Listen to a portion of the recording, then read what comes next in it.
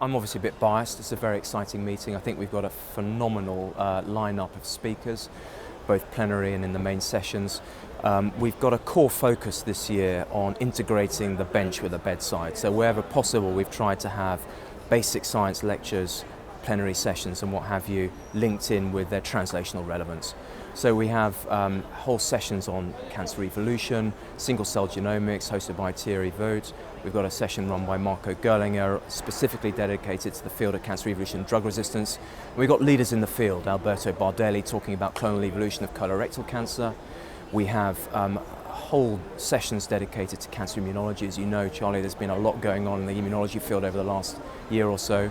And as a result of that, we've got core focus on the basic science, led by Adrian Hayday, through to the clinic, chaired by Sergio Quezada, and he will also be giving a plenary in lieu of Jim Allison, who unfortunately couldn't turn up this year.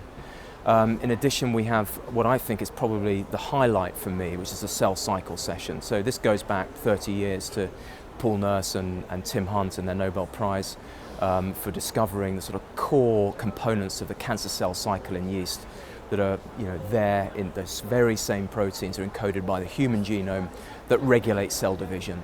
And for the first time ever in the last 18 months or so, we've seen real developments in that field with cyclin-dependent kinase inhibitors translating into patient benefit in the clinic in breast cancer. So it's prime time for the cancer cell cycle. So all of that hardcore science that went on 20 or 30 years ago in Imperial Cancer Research Fund now is there for development now in the clinic. And it's just wonderful to see with patients benefiting from these real inhibitors of cyclin-dependent kinases. So we're hugely excited about that. And we'll be hearing from Denis Slamon talking about the cyclin-dependent kinase inhibitors and their development in cancer.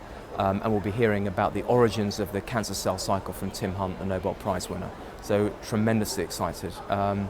In addition to that, we've got the society issues that we're highlighting this year, particularly health economics in cancer. As you know, there's been a lot in the press about the costs of cancer drug therapies and matched against the patient benefits, and this sort of increasing balance between making sure that outcomes are commensurate with price is going to be a key focus of this meeting. And Robert Peston, I'm delighted to say, will be chairing that session. So I think we've got a really very broad remit of the basic science all the way through to the clinic and the society implications of the developments in cancer medicine this year. So it's going to be a brilliant conference. This conference fills a very unique spot in many ways because it brings together major cancer funders from across the United Kingdom with patient advocacy groups and patients as well.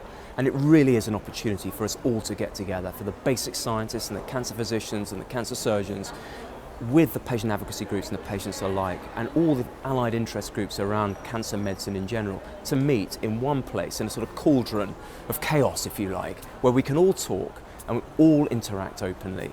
And I always find this the highlight of the calendar, without a doubt, because for that very reason, and it really does bring us all together around a common purpose to improve survival outcomes for patients.